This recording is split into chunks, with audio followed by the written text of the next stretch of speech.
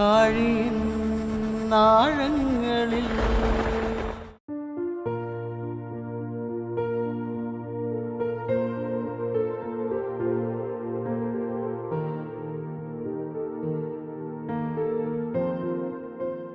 ഓരോ മത്സ്യയാനങ്ങളും മത്സ്യബന്ധനത്തിന് പോകുമ്പോൾ നിരവധി പ്രതീക്ഷകളാണ് മത്സ്യത്തൊഴിലാളികൾക്ക് നൽകുന്നത്.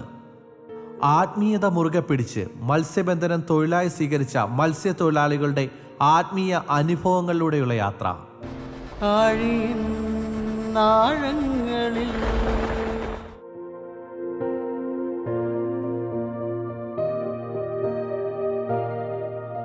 ഇത് ജഗൻ അഞ്ചുതെങ്ങ് സ്വദേശിയാണ്.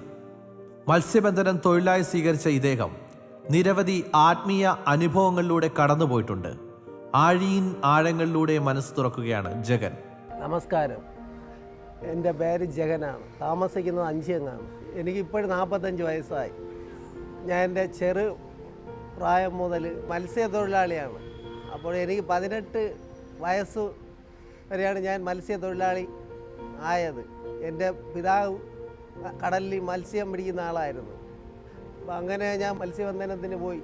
ഒരു 7ാം ക്ലാസ് വരെ എനിക്ക് വിദ്യാഭ്യാസമുണ്ട്. എന്നിട്ട് പിന്നെ അതിൻ്റെ ശേഷം ഒരു 18 വയസ്സായപ്പോൾ ഞാൻ കടലിൽ ജോലിക്ക് പോയായിരുന്നു. കടലിൽ മത്സ്യം പിടിക്കാൻ വേണ്ടി. എനിക്ക് അറിഞ്ഞുകൂടാമെങ്കിലും ഞാൻ അവരോടൊരുമിച്ച് മത്സ്യം പിടിക്കാൻ വേണ്ടി പോകുമായിരുന്നു. അപ്പോഴൊക്കെ എനിക്ക് ഭയങ്കര ബുദ്ധിമുട്ടായിട്ട് തോന്നി. എന്നിട്ട് പിന്നത്തെ ഇതിലൊക്കെ എനിക്കത് കഷ്ടങ്ങൾ, എൻ്റെ ആവശ്യങ്ങൾ ഉള്ളത് കൊണ്ട് കഷ്ടങ്ങളൊന്നും എനിക്ക് വലിയ കാര്യമായി തോന്നാതെ പിന്നെയും ജോലിക്ക് പോവുകയുണ്ടായി. അപ്പോഴങ്ങനെ കടലിൽ മത്സ്യത്തൊഴിലാളിയായിട്ട് ഒരു വള്ളത്തിൽ പോവുകയുണ്ടായിരുന്നു. അപ്പോഴവിടെ പോകുമ്പോൾ എനിക്ക് ഭയങ്കര കഷ്ടമായിട്ട് തോന്നിയിട്ടുണ്ട്. അങ്ങനെ പിന്നെ നോക്കിയപ്പോൾ എനിക്ക് പാടായിട്ട് തോന്നിയെങ്കിലും വീട്ടിൻ്റെ ബുദ്ധിമുട്ട് സാഹചര്യം കണ്ട് പിന്നെയും കടന്നു പോകാൻ ഇടയായി. അപ്പോൾ അങ്ങനെ അവിടെ പോകുമ്പോൾ ഫസ്റ്റിലെ ദിവസമൊക്കെ ഛർദിലൊക്കെ ഉണ്ടായിരുന്നു. എന്നിട്ട് ആ ഛർദിലൊക്കെ മാറി പിന്നെയും കടലിൽ തന്നെ പോകുകയുണ്ടായിരുന്നു. അപ്പോൾ പോയി പിന്നെ കടലിൻ്റെ കാര്യം അതുമൊക്കെ മനസ്സിലായി.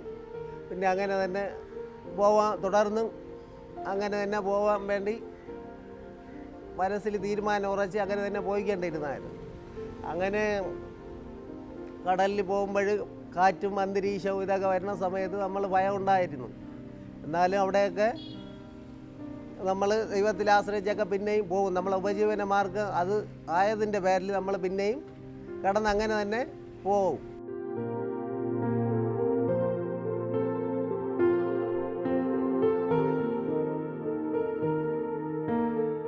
അപ്പോൾ കുറച്ച് ദിവസത്തിന് മുമ്പേ പണിക്ക് പോയി. അപ്പോൾ പണിക്ക് പോകുന്ന സമയത്ത് സാധാരണ ഞാൻ പ്രാർത്ഥിച്ചിട്ടാണ് പോകുന്നത്. അപ്പോൾ അങ്ങനെ പോയപ്പോൾ ഒരു അപകടം ഉണ്ടായ കാര്യമാണ് ഞാൻ പറയാൻ പോകുന്നത്. അപ്പോൾ നമുക്ക് കുറച്ച് മീനുണ്ടായിരുന്ന മുതലപ്പുഴയിൽ മീൻ പിടിക്കാൻ വേണ്ടി നമ്മൾ വന്നിട്ട് നോക്കിയപ്പോൾ മീനുമൊക്കെ കൊടുത്തിട്ട് നമ്മൾ കയറാൻ നേരത്ത് നമുക്കൊരു അനർത്ഥം ഉണ്ടായി. നമ്മൾ കടലിൽ പോകാൻ നേരത്ത് ഒരു അനർത്ഥം ഉണ്ടായി, വെള്ളത്തിൽ വീണ്. ദൈവത്തിൻ്റെ കരുണയാൽ അവിടെ നിന്ന് ദൈവം നമ്മളെ സൂക്ഷിച്ച് നമ്മളെല്ലാം ആ സാഹചര്യങ്ങളിലെല്ലാം ദൈവത്തിൻ്റെ ഒരു കരുതലുള്ളത് കൊണ്ടാണ് നമ്മൾ രക്ഷപ്പെടാൻ വേണ്ടി മുഖാന്തരമായത്. അപ്പോൾ അതുകൊണ്ട് നമ്മുടെ ഹൃദയത്തിൽ ദൈവത്തെ നമുക്കെപ്പോഴും നമ്മുടെ ഹൃദയത്തിൽ ദൈവത്തോടുള്ള ആ ഒരു ഇതുകൊണ്ട് ദൈവത്തിൻ്റെ ആ ഒരു കരുതൽ മാത്രമേ നമുക്ക് പറയാൻ പറ്റുള്ളൂ. കാര്യം അത്രയും അങ്ങനെയുള്ള ഒരു നിലവാരമായിരുന്നു. പറയാൻ പറ്റാത്ത ആ ഒരു അനുഭവം നമുക്ക് അനുഭവിച്ചാൽ മാത്രമേ അറിയാൻ പറ്റുള്ളൂ. കടലിൽ മത്സ്യത്തൊഴിലാളിയായിരിക്കുമ്പോൾ കടലിൽ ഇതേ കണക്ക് കടലും ഒഴുക്കും ഇതുമൊക്കെ ഉണ്ടായിരിക്കുമ്പോൾ അവിടെ വീണ് മുഖാമുഖമായിട്ട് മരണത്തെ കാണേണ്ട ഒരു സാഹചര്യങ്ങളൊക്കെ ഉണ്ടായിരുന്നു. അപ്പോൾ അവിടെയൊക്കെ ദൈവത്തിൻ്റെ ഒരു കരുതൽ ഒന്ന് മാത്രമാണ് അവിടെ നിന്ന് രക്ഷപ്പെടാൻ വേണ്ടി മുഖാന്തരമായത്. സ്തോത്രം. മരണത്തോട് അവിടെ മല്ലടിക്കേണ്ട സാഹചര്യങ്ങളൊക്കെ അവിടെ ഉണ്ടായിരുന്നു. അപ്പം അങ്ങനെ പ്രതീക്ഷിക്കാതെ ഞാൻ വിചാരിച്ചു അതോടെ തന്നെ എൻ്റെ ജീവൻ പോകുമെന്നുള്ള ഒരൊറ്റ ഇതേ ഉള്ളു. എൻ്റെ ജീവൻ നഷ്ടപ്പെട്ടെന്നുള്ളത് എനിക്ക് മനസ്സിലായി. പിന്നെ ദൈവത്തിൻ്റെ കരുണയാൽ അങ്ങനെ എൻ്റെ ജീവൻ ശേഷിക്കുവാൻ ഇടയായി തീർന്നു. അപ്പോൾ അതൊന്നും ഇതൊന്നുമല്ല. അപ്പോൾ കടലിൽ നമ്മൾ പോകുമ്പോൾ ഓരോ ദിവസം ഈ വർഷകാലത്ത് പ്രത്യേകമായിട്ട് ഓരോ ദിവസം ഓരോരോ മത്സ്യത്തൊഴിലാളികളും പോണത് ഉയിര് പണയം വെച്ചാണ്. അവരുടേതായ ഉപജീവന മാർഗ്ഗം ഇത് ആയതുകൊണ്ട് അവർക്ക് വേറെ ഒന്നും ചെയ്യുവാൻ കഴിയുകയില്ലേ. വേറെ പണിയൊന്നും അറിഞ്ഞുകൂടാത്തവരുണ്ട്, ഉള്ളവരുമുണ്ട്. അപ്പോഴങ്ങനെയൊക്കെയാണ്. അപ്പോൾ ഓരോ ദിവസവും കടലിൽ പോകുമ്പോൾ അതിൻ്റേതായ ഉയിര് മല്ല് പിടിച്ചൊക്കെയാണ് നമ്മൾ പോകുന്നത്. ദൈവത്തിൻ്റെ കരുണയാൽ ഓരോ ദിവസവും പോയി വരുന്നത്. അപ്പോൾ അതൊന്നും നമ്മുടെ കഴിവും നമുക്ക് ഭയങ്കര ശക്തിയും ബലവും ഉള്ളത് കൊണ്ടല്ല, ദൈവത്തിൻ്റെ ഒരു കരുതൽ മാത്രം ഉള്ളത് കൊണ്ടാണ് നമ്മൾ ഓരോ ദിവസവും കര വരുന്നത്, അല്ലെങ്കിൽ ഓരോ ദിവസങ്ങളിൽ വരുന്ന കടലിനൊക്കെ അതിൻ്റേതായ ബുദ്ധിമുട്ടുണ്ട്. ഓരോ ദിവസവും ഉയിര് പണയം വെച്ചാട്ട് മത്സ്യത്തൊഴിലാളികൾ പോണത്. അപ്പം അങ്ങനെയുള്ള ഒരു നിലവാരമാണ്. അപ്പോൾ അങ്ങനെ പോകുമ്പോൾ കിട്ടുമ്പോൾ കിട്ടും, അല്ലെങ്കിൽ കിട്ടൂല. ഇത്രയൊക്കെ ഉള്ളു കടലിലെ ഒരു ജീവിതം. അപ്പോൾ ഇങ്ങനെ നമ്മൾ പോയിക്കൊണ്ടിരിക്കുന്നു. മത്സ്യത്തൊഴിലാളികൾക്ക് അതിൻ്റേതായ ഒരു കാര്യങ്ങൾ ഇതൊക്കെ ഉണ്ടാകുമ്പോൾ കടൽ കൊണ്ടാണ് അവർ ഉപജീവിക്കുന്നത്.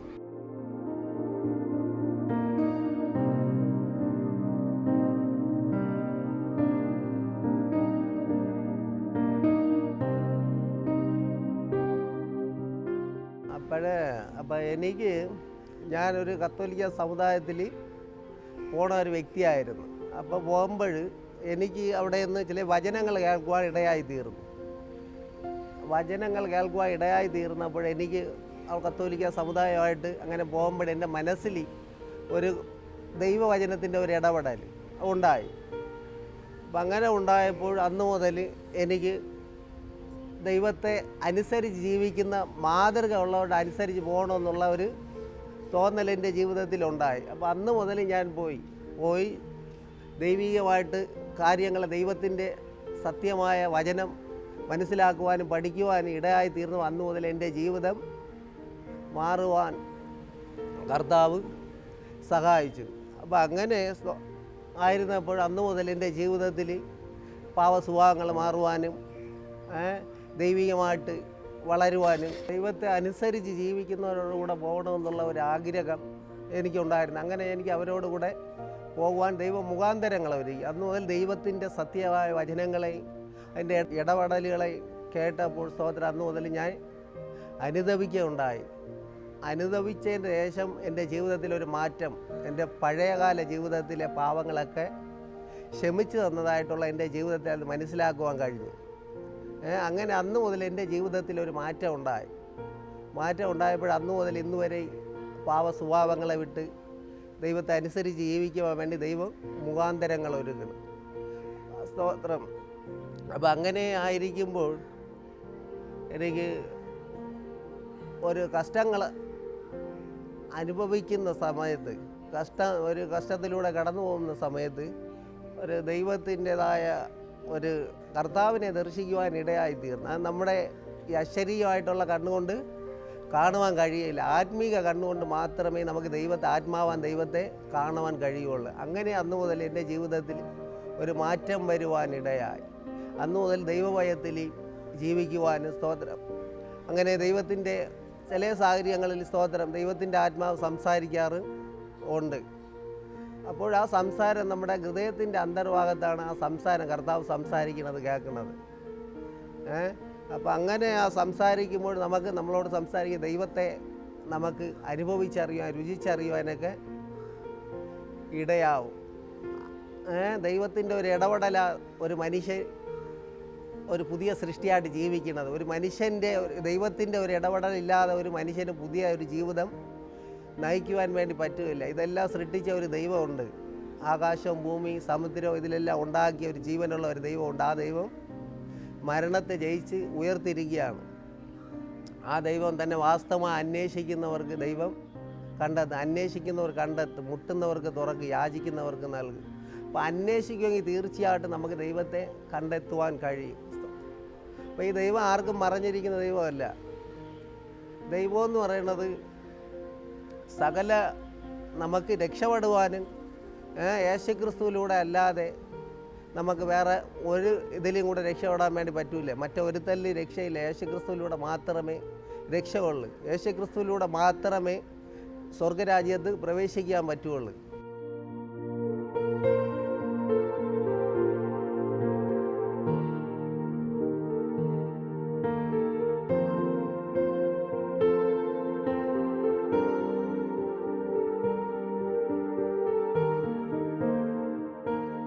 കഴിഞ്ഞ ദിവസങ്ങളിൽ ഒരു വലിയൊരു അനർത്ഥം ഉണ്ടായി. അവിടെയൊക്കെ സ്തോത്രം എൻ്റെ ജീവൻ പോകുമെന്നുള്ളത് എനിക്ക് യാഥാർത്ഥ്യമായി മനസ്സിലായി. ഞാൻ അപ്പോഴും എൻ്റെ ഹൃദയത്തിലൊരു തോന്നൽ, ദൈവമേ എൻ്റെ ആയുസ് ഇത്ര തന്നെയേ ഉള്ളൂ എന്ന് പറഞ്ഞ് ഞാൻ ഇങ്ങനെ ഹൃദയത്തിൽ തോന്നിയപ്പോൾ ആ സമയം തന്നെ പ്രതീക്ഷിക്കാത്ത ഒരു രക്ഷപ്പെടൽ എൻ്റെ ജീവിതത്തിൽ ദൈവമുഖാന്തരമാണെന്നുള്ളത് എനിക്ക് മനസ്സിലാക്കുവാൻ കഴിഞ്ഞ്. അങ്ങനെ ദൈവത്തിൻ്റെ കരുതൽ തന്നെ ആശ്രയിക്കുന്നവർക്ക് ദൈവം കരുതുന്നതായത് അനുഭവിച്ചറിയുവാൻ, രുചിച്ചറിയുവാൻ വേണ്ടി ദൈവം സഹായിച്ചു. അതൊക്കെ എൻ്റെ ജീവിതത്തിൽ കർത്താവുമായിട്ടുള്ള ഒരു അടുപ്പത്തിന്, വിശ്വാസത്തിന് കാരണമായി തീർന്നു. കർത്താവ് കരുതും.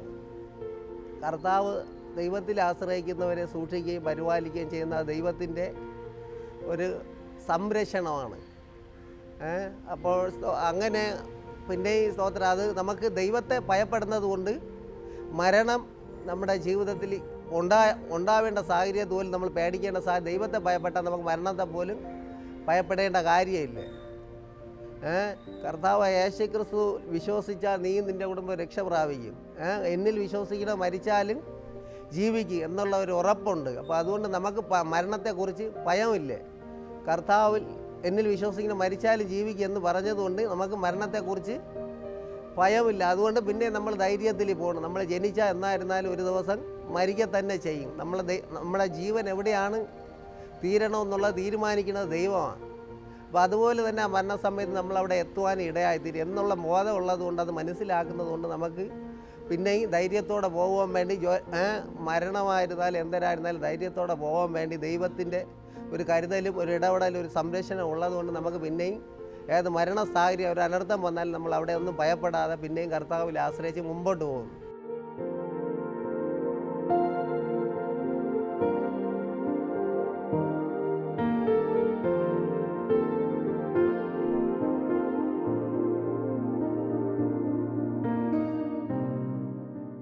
നമ്മൾ കടലിൽ യാതൊരു കാറ്റായിരുന്നാലും, നമുക്ക് പ്രതികൂലമായ കാറ്റായിരുന്നാലും നമുക്ക് അവിടെയൊക്കെ നമ്മൾ കർത്താവിൽ നമ്മൾ ഉറയ്ക്കണം. കർത്താവിനെ സൂക്ഷിക്കും, കർത്താവിനെ രക്ഷിക്കും എന്നുള്ള കർത്താവിലുള്ള ആശ്രയം നമുക്ക് ഉണ്ടായിരുന്ന തീർച്ചയായിട്ടും നമുക്ക് നമ്മൾ വിശ്വാസം കർത്താവിൽ നമുക്ക് വേണ്ടും പോലെ ഉണ്ടായിരുന്നത് നമുക്ക് ഏത് സാഹചര്യങ്ങളിൽ അവിടെയെല്ലാം നമുക്ക് രക്ഷപ്പെടുവാൻ ഇടയായിത്തീരും.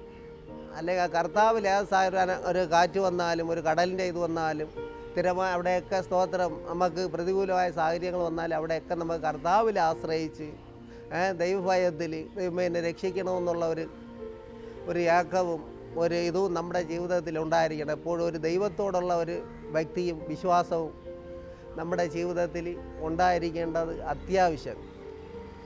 അങ്ങനെ നമുക്ക് ദൈവത്തിലുള്ള ആശ്രയവും വിശ്വാസവും നമ്മുടെ ജീവിതത്തിൽ ഉണ്ടായാൽ നമുക്ക് ഏത് സാഹചര്യങ്ങൾ വന്നാലും അവിടെയെല്ലാം കർത്താവ് നമ്മളെ സൂക്ഷിക്കുകയും നമ്മളെ കരുതുകയും നമ്മളെ പരിപാലിക്കുകയും ആയിരിക്കുന്ന സ്ഥലത്തെല്ലാം നമ്മളെ കർത്താവ് തൻ്റെ സൂക്ഷിപ്പും സംരക്ഷണം നമുക്ക് അനുഭവിച്ചറിയുവാൻ കഴിയും.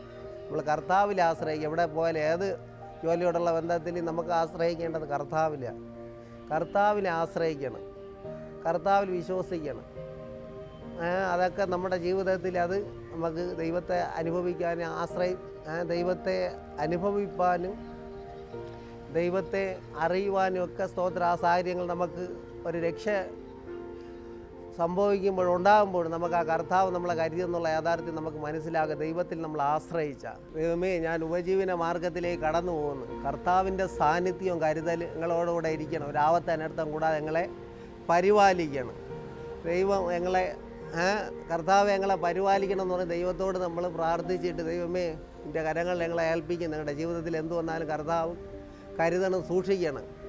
കർത്താവിൻ്റെ നാമത്തിലെന്ന് പറഞ്ഞുകൊണ്ട് പ്രാർത്ഥിച്ച് നമ്മൾ ജോലിക്ക് ഉപജീവന മാർഗത്തിൽ ഇറങ്ങും. അപ്പോഴത്തെ കർത്താവിൻ്റെ കരുതൽ അനുഭവിക്കാൻ കഴിയും.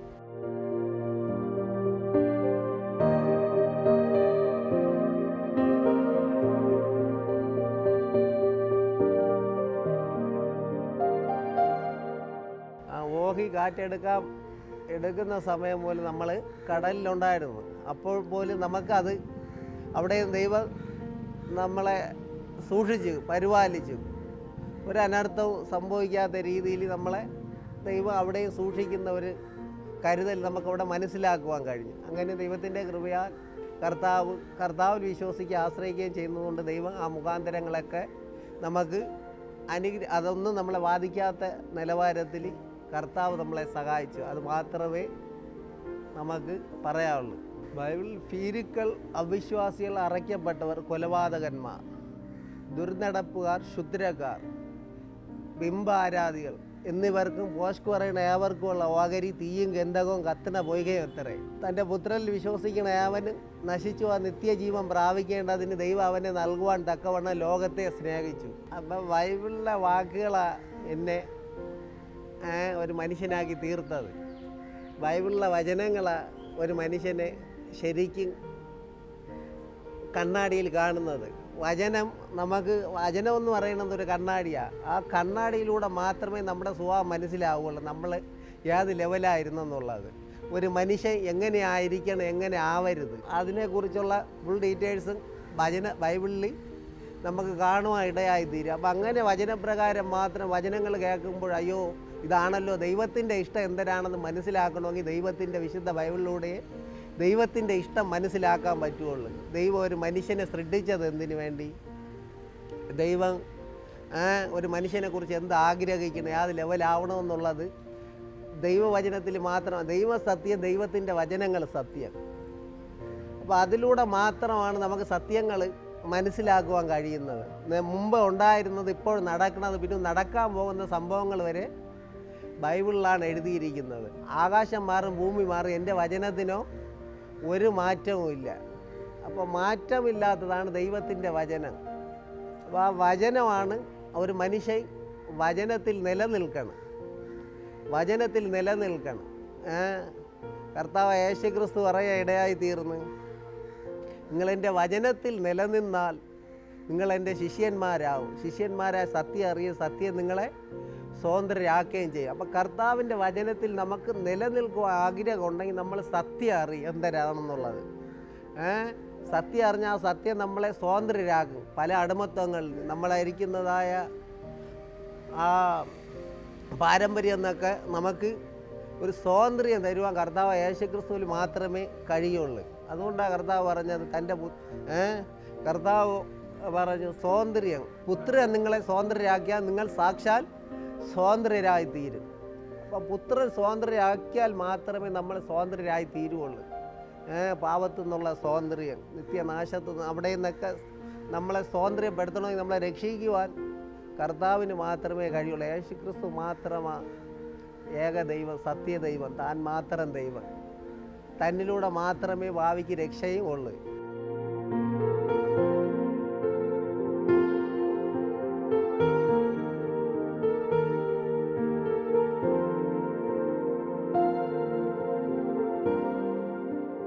എൻ്റെ ഭാര്യയുടെ പേര് ലിയാണ്. എനിക്ക് 2 മക്കളുണ്ട്, ലിജിയാണ്. എനിക്ക് നല്ല 2 മക്കളെ, നല്ലൊരു ഭാര്യേനെ ദൈവം തന്ന്. അപ്പോൾ അതെൻ്റെ ജീവിതത്തിൽ അത് അനുഗ്രഹമാണ്. അപ്പോൾ അതുകൊണ്ട് നമുക്ക് ദൈവം തന്നതാണ്. മനുഷ്യൻ ഏകനായിരിക്കണം നന്നല്ല, ഞാൻ തക്ക തുണയെ തരും. മക്കൾ യഹോവ നൽകുന്ന പ്രതിഫലവും, മക്കൾ യഹോവ നൽകുന്ന അവകാശവും, ഉദരഫലം അവൻ തരുന്ന പ്രതിഫലമാണ്. അപ്പോൾ അവർ നമ്മുടെ ജീവിതത്തിൽ അനുഗ്രഹമാണ്. മനുഷ്യൻ ഏകനായിട്ട് ജീവിക്കണം നന്നല്ല, തക്ക തുണ വേണമെന്നാണ് കർത്താവ് പറയുന്നത്. നിങ്ങൾ സന്താന സമൃദ്ധിയുള്ളവരെ അനുഗ്രഹിച്ച് പെരുകണമെന്ന്, അതൊക്കെ ദൈവത്തിൻ്റെ അനുഗ്രഹമാണ്.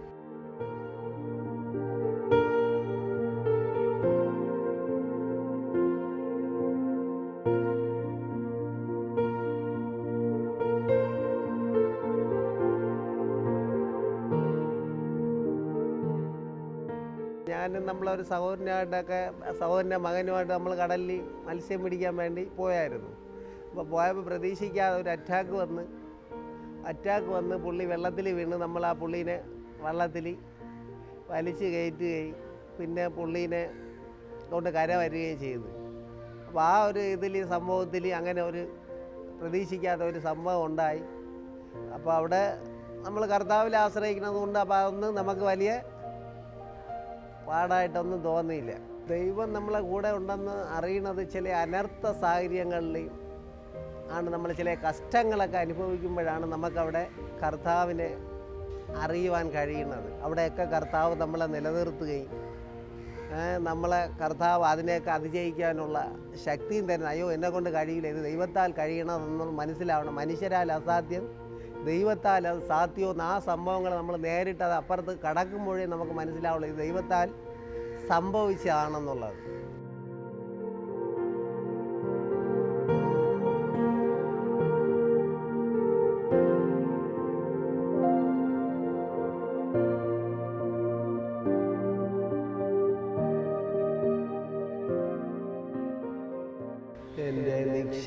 നിക്ഷേപം നീ തന്നെയാ, എൻ്റെ ഹൃദയവും നിന്നിൽ തന്നെയാ. യേശുവേ എൻ ഹൃദയത്തിനുടയോനേ, എൻ ഹൃദയത്തെ കവർന്നോനേ. യേശുവേ എൻ ഹൃദയത്തിനുടയോനേ, എൻ ഹൃദയത്തെ കവർന്നോനേ. എൻ്റെ നിക്ഷേപം നീ തന്നെയാ, എൻ്റെ ഹൃദയവും നിന്നിൽ തന്നെയാ. യേശുവേ എൻ ഹൃദയത്തിനുടയോനേ, എൻ ഹൃദയത്തെ കവർന്നോനേ. വേഗത്തിൽ വരുമേ, വേഗത്തിൽ വരുമേ, എന്നെയും ചേർത്തിടുവാ. വേഗത്തിൽ വരുമേ, വേഗത്തിൽ വരുമേ, എന്നെയും ചേർത്തിടുവാ.